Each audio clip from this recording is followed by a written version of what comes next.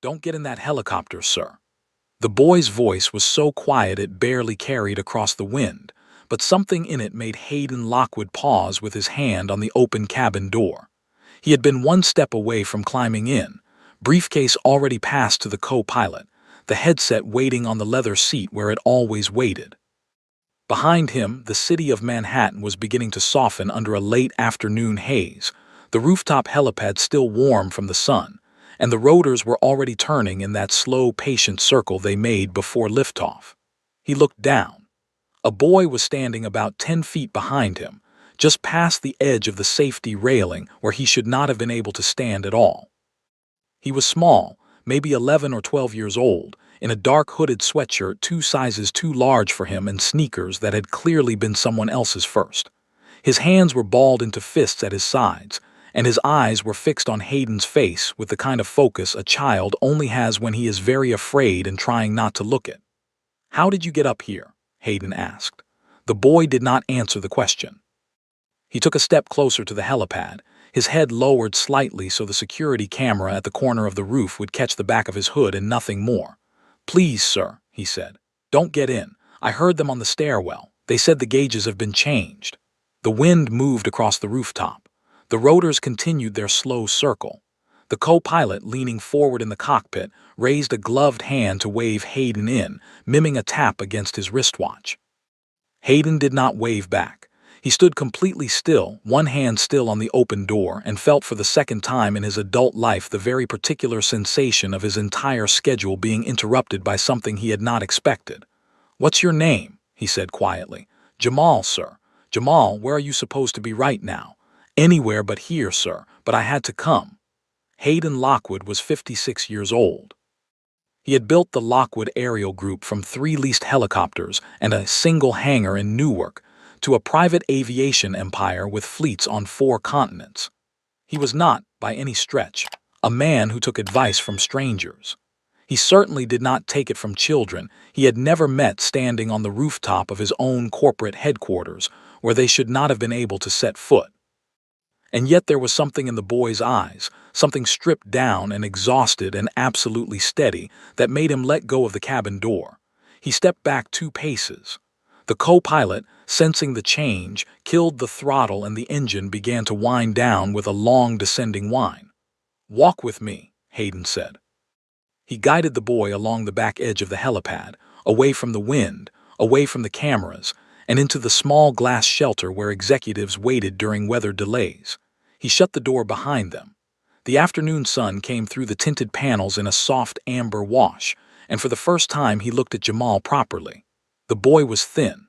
The hoodie was stained at one cuff with what looked like old paint. There was a small scab above his eyebrow that had begun to heal. His shoes were tied with double knots in mismatched laces. "Tell me what you heard," Hayden said, slowly. "Don't leave anything out." Jamal swallowed. He glanced once at the closed door, then back at Hayden, and seemed to decide that this was the moment he had been preparing for all day.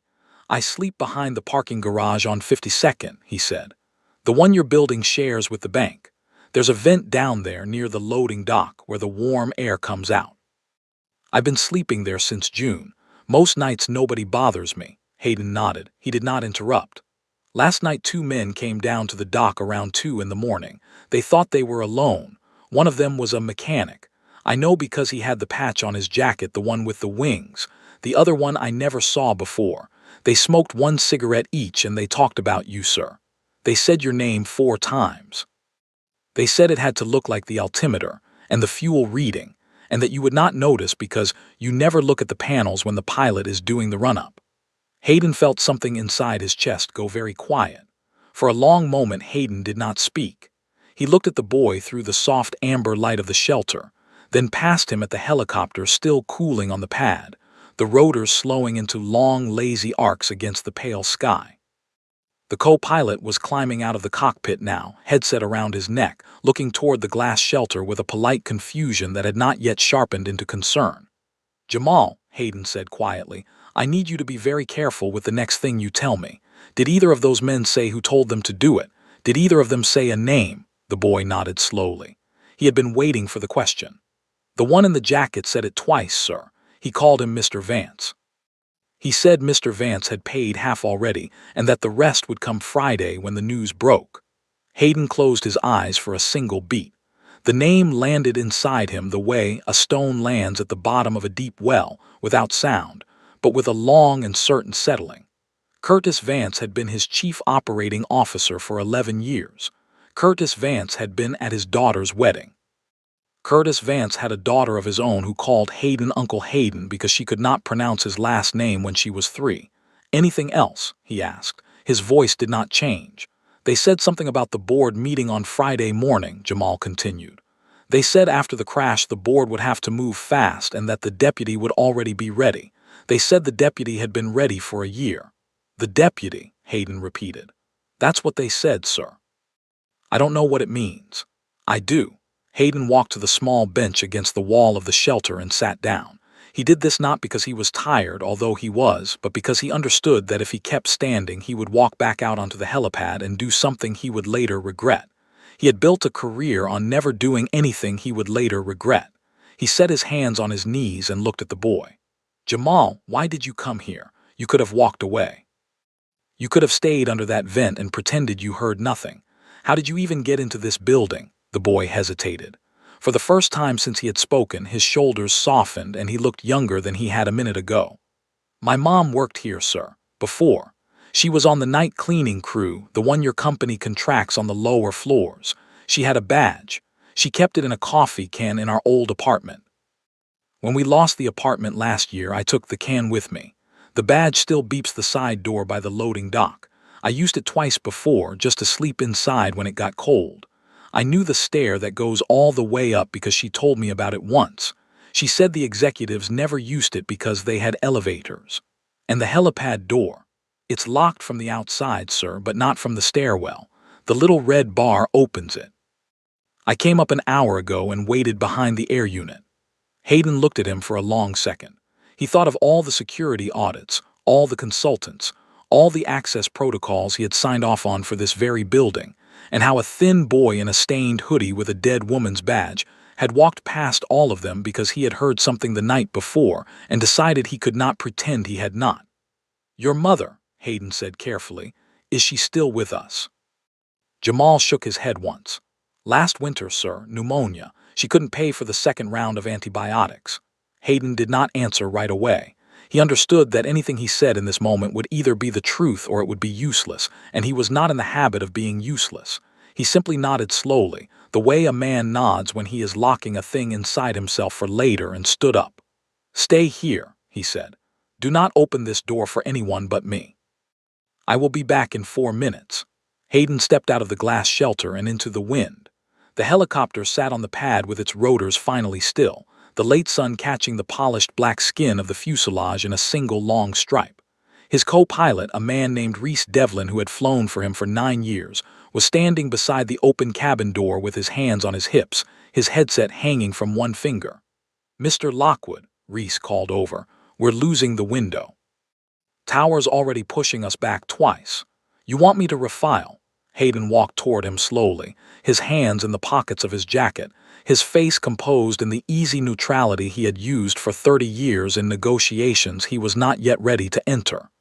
Rhys, he said, I need you to do something for me, and I need you to do it without asking why until tonight. Can you give me that? Rhys had flown Hayden through 2 engine warnings, 1 bird strike, and a controlled emergency landing in a soybean field in Pennsylvania. He had never seen his boss look exactly the way he was looking now. Yes, sir. Shut the bird down completely. Lock the cabin. Walk down to the lobby and tell whoever asks that we scrubbed the flight because of weather. Do not tell anyone, not security, not dispatch, not Mr. Vance's office, that I am still on the roof. Then go home. I will call you in 2 hours. Rhys held his eyes for a single beat. Then he nodded once, the way a man nods when he understands an order is more important than the explanation for it. Weather, he said. Yes, sir. He turned, climbed back into the cockpit briefly to finish the shutdown sequence, then locked the cabin and walked toward the small interior door that led to the executive elevators. He did not look back. Hayden watched him go until the door clicked shut behind him, and then he returned to the glass shelter. Jamal was standing exactly where he had been left, one hand pressed flat against the tinted glass, watching the empty pad. "Sit down," Hayden said gently. The boy sat on the small bench. Hayden sat across from him. "Jamal, I am going to ask you a few more questions, and then I am going to ask you to come with me somewhere safe. Is that all right?" The boy nodded. "The mechanic in the jacket, the one with the wings on his patch, can you describe him? Older, younger, tall, short, anything you remember?" Jamal closed his eyes for a second, the way children do when they are pulling a picture from somewhere behind their forehead. "Not old, sir. Maybe like a teacher's age, 40 maybe. He had a beard, but not a full one, the kind that's just on the chin, and his left hand had a bandage on 2 fingers like he had cut himself recently." "The other man called him Pat once, just once." "Pat," Hayden repeated. He did not write it down. He did not need to. He had a memory that had been trained over a lifetime of contract negotiations to hold a name the moment he heard it, and he could already feel this one settling into the same shelf where Curtis Vance now sat. And the second man, the one who never came down before, what did he look like? Taller than the first one. Thin. Older, maybe 60. Long coat even though it wasn't cold. He didn't smoke his own cigarette. He held it, but he didn't light it. He just kept turning it in his fingers like he was thinking. Hayden absorbed this. A mechanic with a name and a board member with a plan was already a dangerous combination. A third figure, older and patient and not even pretending to smoke, was something else entirely. It was the shape of a man who had been brought in from the outside, the kind of man whose presence at a midnight loading dock meant the operation had a third layer Hayden had not yet seen. He took out his phone. He scrolled through his favorites until he reached the name he wanted and he tapped it. "Marcus," he said when the line picked up. "Drop whatever you are doing. I need you here within the hour." Marcus Hale had been Hayden Lockwood's personal attorney for 17 years and his closest friend for 22. He arrived at the building 48 minutes after the call, walking through the lobby in a charcoal overcoat with a soft leather briefcase under one arm. The kind of unhurried walk a man cultivates when he has been called to too many emergencies to ever look like he is hurrying to one. He took the executive elevator to the 42nd floor, and then the maintenance stair to the roof because Hayden had told him to. And when he stepped out onto the helipad in the long blue light of early evening, he saw his client sitting on a bench inside a glass shelter, leaning forward with his elbows on his knees, and a thin boy in a hooded sweatshirt sitting silently beside him. Marcus did not react. He simply opened the door, stepped inside, and closed it behind him.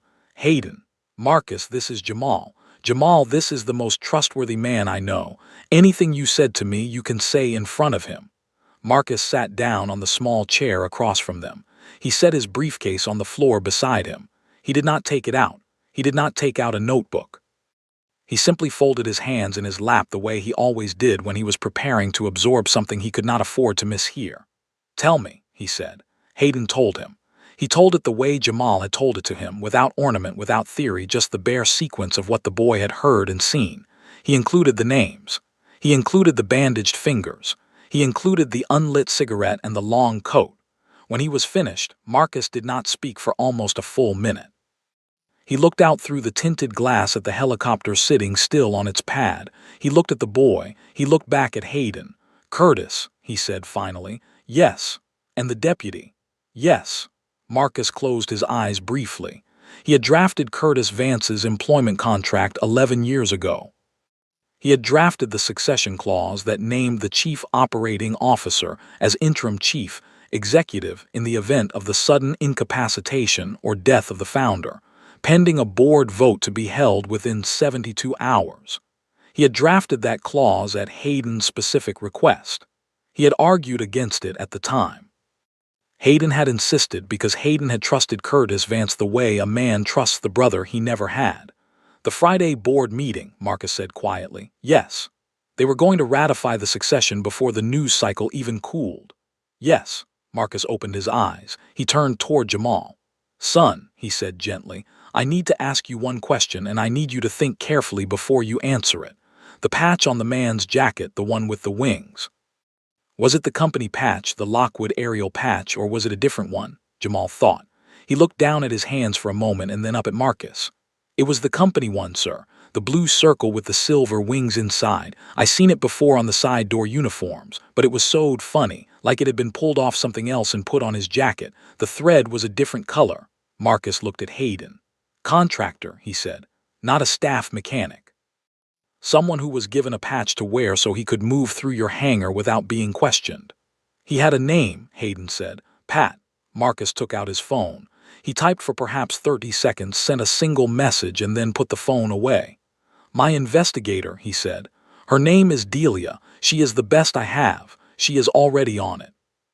By tomorrow morning, we will know whether anyone named Pat has been near your aircraft in the last 2 weeks, and whether anyone bandaged 2 fingers in any clinic within 5 miles of your hangar in the same period. He stood up. He walked once to the glass and looked out at the helicopter, and then he turned back to them. Hayden, he said, we have a decision to make tonight, and we have to make it before you go home. Hayden looked up at him from the bench. The light in the shelter had begun to thin, the late sun pulling itself slowly down behind the towers to the west, and the amber wash on the glass had cooled into a pale gray. What kind of decision? Marcus sat back down.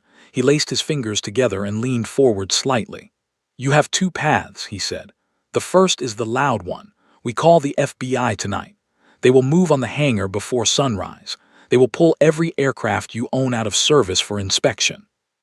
They will question Curtis at his home before he has finished his breakfast. The story will be in the financial press by the end of business tomorrow.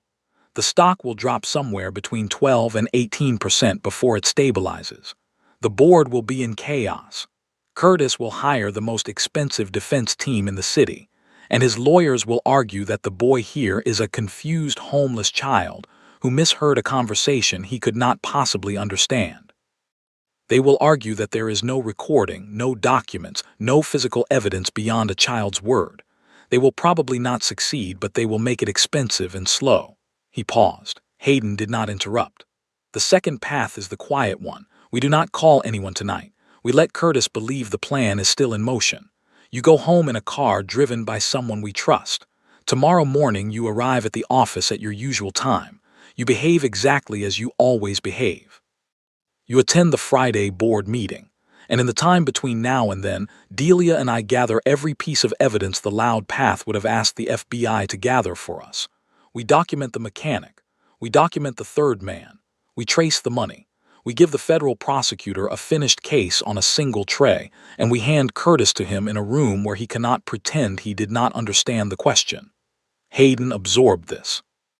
He looked at Jamal, who was watching the exchange with the silent attention of a boy who understood that the adults in the room were now deciding something large. How long? Hayden asked. 48 hours, maybe 60. The board meeting is the natural close. He will be in the room. The deputy will be in the room. Whoever else is involved at that level will be in the room. We end it there. And the risk? The risk is real. If Curtis senses for one moment that you know, he will either run or he will move the timeline up. He has already paid half. He has men on the ground. If he panics, the second attempt will not look like the first. It will be faster and uglier and possibly aimed at more than just you. And Jamal, Marcus turned to look at the boy. His voice softened. Jamal does not go back to the loading dock. Not tonight, not any night. We put him somewhere safe. I have a sister who lives in a townhouse in Brooklyn Heights. She raised 3 boys of her own, and she has not had a child in her house in 11 years, and she has been telling me for the last 6 months that she is bored out of her mind. She will be glad to have him for a few days, and she will ask no questions of anyone. Jamal looked between them. He did not say anything, but his hands had unclenched for the first time since Hayden had first seen him on the helipad. Hayden was silent for a long moment, then he nodded slowly. The quiet path, he said. We finish it on Friday. Marcus nodded once. He picked up his briefcase and stood. Then we move now. I will have a car at the lower garage in 15 minutes. It is not one of yours. The driver is one of Delia's people. He will take you home through a route Curtis cannot anticipate. Jamal comes with me. I will deliver him to my sister myself. He looked down at the boy. Are you all right with that, son? Jamal nodded. He looked at Hayden. Will I see you again, sir? Friday afternoon, Hayden said. I promise. The drive home took 51 minutes instead of the usual 19. The driver was a quiet man in his 40s named Owens, who did not introduce himself beyond his first name, and who took the East River Drive northbound for 2 exits longer than necessary. then doubled back through a residential street in Yorkville, before finally turning onto the long private lane that led to Hayden's home in the small wooded enclave above the river. He did not speak the entire trip. He simply watched his mirrors, and when he pulled into the circular drive in front of the house, he gave Hayden a small nod and waited until the front door had closed behind his passenger before pulling away again. Hayden stood for a moment in the foyer of his own house and listened. The marble floor under his shoes was the same marble it had been that morning. The grandfather clock by the curving staircase ticked the same slow tick it had ticked for 30 years. From somewhere in the back of the house, he could hear the soft rattle of dishes in the kitchen, the cook preparing supper. Everything was where it had always been. Everything looked exactly as it had looked the last time he had walked through this door. And yet the house felt different in a way he could not yet name. The way a familiar room feels different when you walk into it knowing that someone you trust has been searching it while you were gone. His wife came down the stairs. Billionaire Lockwood was 61 years old, slim, silver at the temples, dressed in soft navy slacks and a pale linen blouse, with a paperback book held loosely in one hand. She had been a federal prosecutor for 22 years before she had retired 6 years ago to write a book she had not yet finished, and she walked the way she had always walked, with a calm and slightly amused awareness of the room she was entering. "You're home early," she said. "Yes. The Boston flight. Scrubbed. Weather." She paused on the third step from the bottom and looked at him. He had been married to this woman for 34 years, and in those 34 years he had told her exactly 4 lies, all of them small, all of them admitted within a day. She had read him across courtrooms long before he had ever invited her to read him across a kitchen table, and she had never once mistaken his face. "Hayden," she said quietly, "what happened today?" He looked up at her. He had thought about this on the drive home. He had decided he would tell her tonight at dinner after the cook had gone in the small sunroom at the back of the house where the windows looked out over the dark garden and no one could see in. He had decided this carefully, the way he decided most things. He realized now, looking up at her on the third step from the bottom, that he had been wrong to think he could wait. "Come into the sunroom," he said. "Now, please." She did not ask. She set the book down on the small table by the stair and walked past him without a word. He told her everything. He told it in the same flat sequence he had told Marcus, with the same restraint, the same absence of theory. He told her about the boy on the helipad, about the patch sewn with the wrong thread, about the bandaged fingers and the unlit cigarette. He told her about Curtis Vance. He told her about the deputy. He told her about the quiet path and the Friday board meeting and the small Brooklyn townhouse, where a boy named Jamal was at this moment being introduced to Marcus Hale's sister. Billionaire listened without interrupting. She sat in the armchair across from him with her hands folded in her lap, her face composed in the careful neutrality she had once worn in courtrooms while listening to defendants explain themselves. When he finished, she did not move for a long moment. She looked out at the dark garden, then she turned her eyes back to him. "Curtis," she said. "Yes. At Caroline's wedding," she said quietly, "he gave a toast. I remember." Billionaire stood up slowly. She walked to the tall window that looked out over the back garden and stood for a long moment with her hand resting lightly on the frame. Outside, the last of the light had drained out of the sky and the small ground lamps along the stone path had begun to glow. "Hayden," she said without turning, "do you remember what I told you the day you hired him? You told me he watched my mouth when I talked, not my eyes." "Yes." "You told me to be careful." "Yes." "I should have listened." She turned. She did not say what he had expected her to say, which was some version of "I told you so." She had never said that to him in 34 years, and she did not say it now. She simply walked back to the armchair and sat down again, and she looked at him with the steady focus of a woman who had spent her career holding rooms together by refusing to leave them. "Marcus is right about the quiet path," she said. "I want to add something to it. Tell me. You have a federal prosecutor I know personally. Her name is Ada Marin. She handled 3 cases against me when I was still on the defense side toward the end of my career, and she was the only one I ever lost to cleanly. She is now the deputy chief of the Southern District's Fraud and Conspiracy Division. She is exactly the person who should be holding the file when Marcus and Delia finish building it. I want to call her tonight." "Billionaire," Marcus said. "No one. Not until Friday." He said no one in your office.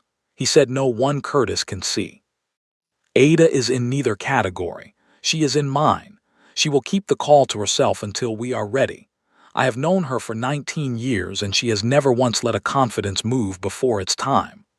Hayden considered this. He understood his wife well enough to know that when she said a thing in this particular tone, she was not asking permission.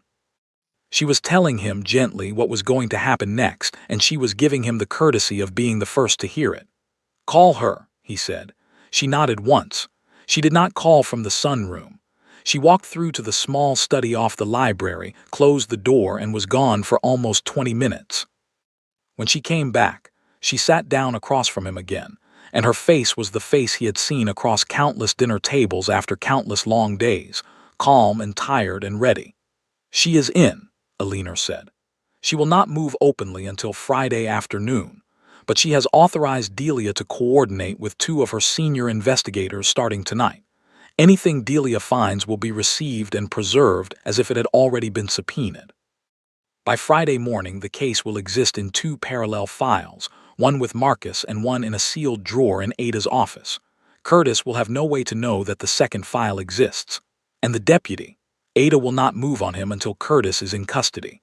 The moment Curtis is taken, the deputy will be picked up at his home within the same hour. Ada was very specific. She does not want him to have so much as 20 minutes to call a lawyer or burn a phone." Hayden absorbed this. He felt something he had not expected to feel, a small clean shift inside his chest, the kind of shift a man feels when he understands that the people standing around him have already begun carrying a weight he had not yet asked them to lift. "Alina." "Yes."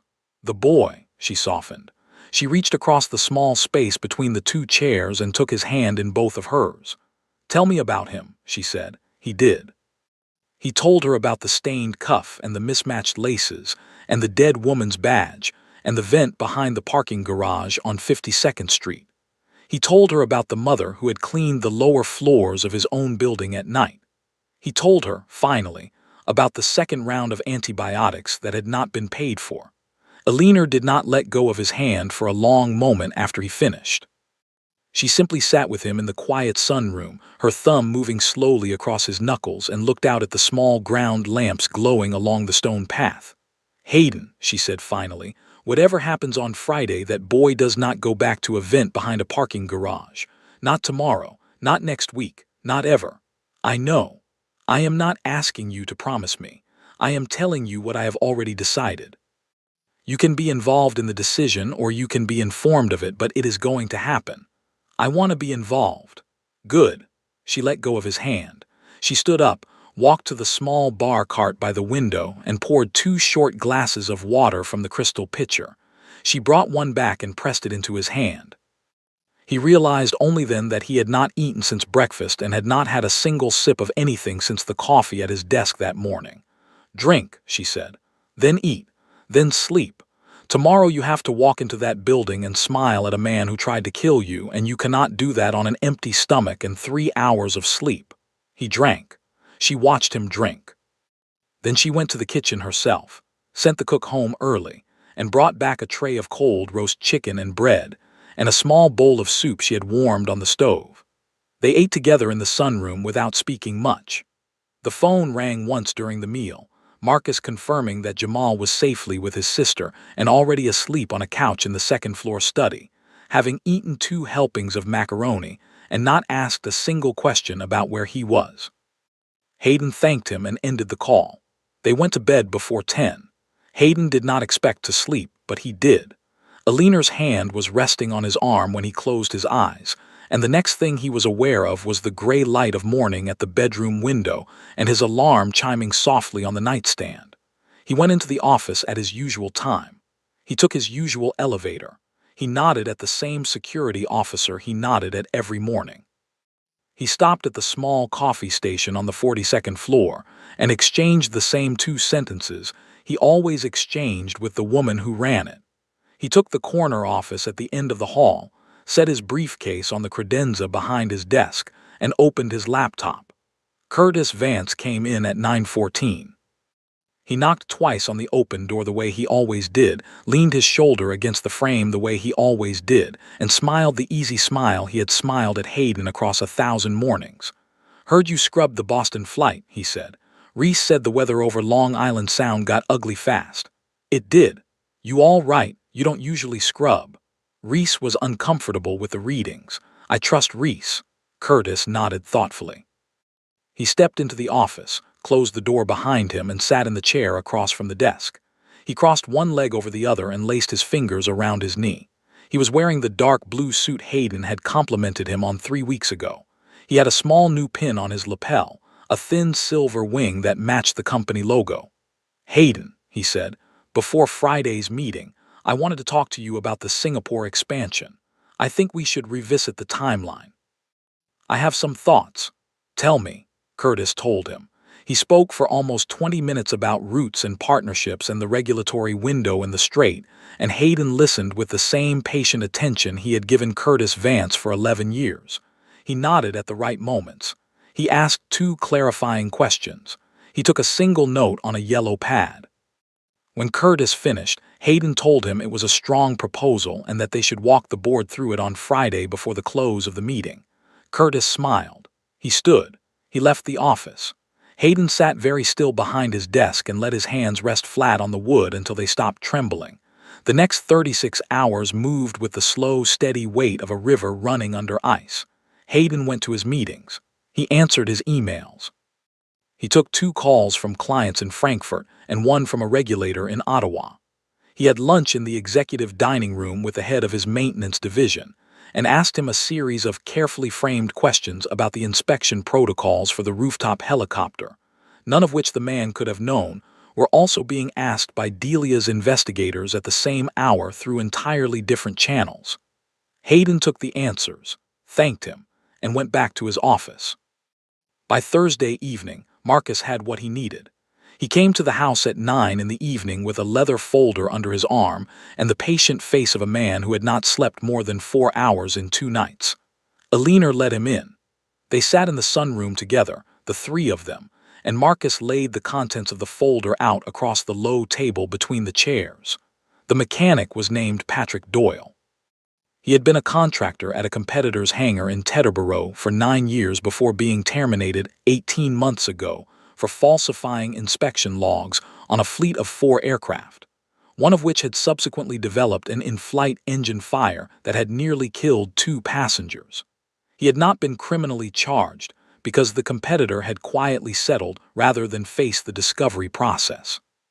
He had been hired 3 weeks ago by a small subcontractor that serviced Lockwood Aerial's hangar at Linden, under a name he had used briefly in Florida in 2019. His bandaged fingers had been treated at an urgent care in Elizabeth on the night before Jamal had heard him at the loading dock. The clinic had a security camera. The camera had caught Doyle entering and leaving alone, and it had also caught the long dark sedan that had been waiting in the parking lot, and the older man in the long coat sitting behind the wheel. The older man was named Anders Vale. He was 63. He had spent 21 years as an operations consultant for a company in London that specialized in what its own brochures described as discrete succession facilitation. He had been investigated 3 times by 3 different jurisdictions and had never been charged. He had entered the United States 11 days ago on a tourist visa. He had stayed at a small hotel in Newark under his own name and had been paid. According to a wire transfer Delia had traced through 2 shell entities, $400,000 by a holding company that Curtis Vance had quietly controlled through his brother-in-law since 2021. The deputy was named Howard Bell. He had been the chief financial officer for 9 years. He had signed off on the holding company's audits without flagging them. He had, according to a series of emails Delia had recovered through a forensic specialist working overnight at Ada Marin's authorization, been promised the chief operating officer's role inside the new structure within 6 months of the founder's death. Marcus laid all of it out without commentary. He let the documents speak. When he was finished, he looked up at Hayden. "Ada has it all," he said. "Sealed copy in her office. She has agents standing by. Friday morning, 10 o'clock, the moment Curtis steps into the boardroom, federal agents will enter the lobby. Howard Bell will be picked up at his home at the same minute. Doyle and Vale will be arrested at a small house in Elizabeth where they have been staying together since Wednesday afternoon. Ada has asked one thing of you. What? She wants you in the boardroom when it happens. She wants Curtis to look at you when the agents walk through the door. She says juries remember that moment more than any document. Hayden nodded slowly. I will be there. Alina reached across and took his hand again. She did not say anything. She simply held it. Marcus gathered the documents back into the folder. He stood. He looked at both of them for a long moment, and then he allowed himself, for the first time in 2 days, a small, tired smile. Friday, he said. Friday, Hayden answered. Friday morning arrived clean and cold. Hayden walked into the lobby at 9:40, took the executive elevator to the 44th floor, and entered the boardroom at 3 minutes before 10. Curtis Vance was already there, standing by the window with a cup of coffee, laughing at something Howard Bell had just said. The two of them turned when Hayden walked in and greeted him with the easy warmth of men who believed they had perhaps 40 minutes left before the world they had built for themselves began to deliver itself to them. The meeting was called to order at 10 exactly. The first item on the agenda was the quarterly safety review. Hayden listened patiently while the head of operations walked through the slides. At 10:07, the side door of the boardroom opened, and Ada Marin walked in, followed by 4 federal agents. Curtis Vance looked up. For one long second his face did not change. Then it did. It changed the way a face changes when a man understands, in the space of a single breath, that every contingency he has prepared for the past 14 months has just become irrelevant. He looked across the long table at Hayden, and Hayden looked back at him, and neither of them spoke. Ada read the charges in her even courtroom voice. Conspiracy to commit murder, wire fraud, securities fraud, obstruction. She named Howard Bell second, and Howard Bell did not even try to stand. The agents walked around the table, and the 2 men were led out through the same side door Ada had entered through, and the boardroom was very quiet for a long moment after the door had closed behind them. Hayden stood up. He looked at the remaining members of the board, who were staring at him with the slow-dawning expressions of people who had just understood that the morning they had walked into was not the morning they had been told to expect. There will be a full briefing this afternoon, he said quietly. I would ask you to stay in the building until then. This meeting is adjourned. He walked out of the boardroom alone. He took the elevator down to the lobby. Alina was waiting for him by the front doors, her coat over her arm, and beside her, in a clean blue jacket that was the right size for the first time in a long time, stood a thin boy with carefully combed hair and slightly nervous hands. Marcus's sister stood a few steps behind them, smiling quietly. Hayden walked across the lobby. He stopped in front of Jamal. He did not speak right away. He simply looked down at him, and the boy looked back up with the same steady eyes he had shown on the rooftop 4 days ago. It's done, Hayden said. Jamal nodded once. Thank you, sir. No, son, thank you. He knelt down so his face was level with the boy's. He did this slowly because his knees were not what they had been at 30 and because he wanted the boy to see him do it. Jamal, he said, Alina and I would like to talk to you about something. Not today. Today we are going to go home and have a real lunch and watch a movie if you want, and you are going to sleep in a room that has a door you can close. But in a few days, when you are ready, we would like to sit down with you and talk about what comes next.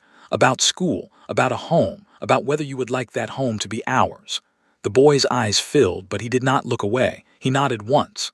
I would like to talk about that, sir. Good. Hayden stood up slowly. Alina took the boy's hand on one side, and Hayden took it on the other, and the 3 of them walked out of the lobby together into the cold, bright morning. The car was waiting at the curb. Anthony Owens, who had driven Hayden home on Monday night, opened the rear door. He nodded at the boy, and the boy nodded back. They got in. The car pulled away from the building and into the slow, steady current of the city, and Hayden Lockwood, for the first time in 4 days, allowed himself to close his eyes. If this story moved you, please tap the like button and let us know in the comments where you are watching from. Subscribe so the next story finds you too, and share this one with someone who needs to be reminded that a single brave voice, no matter how small, can change the entire course of a life.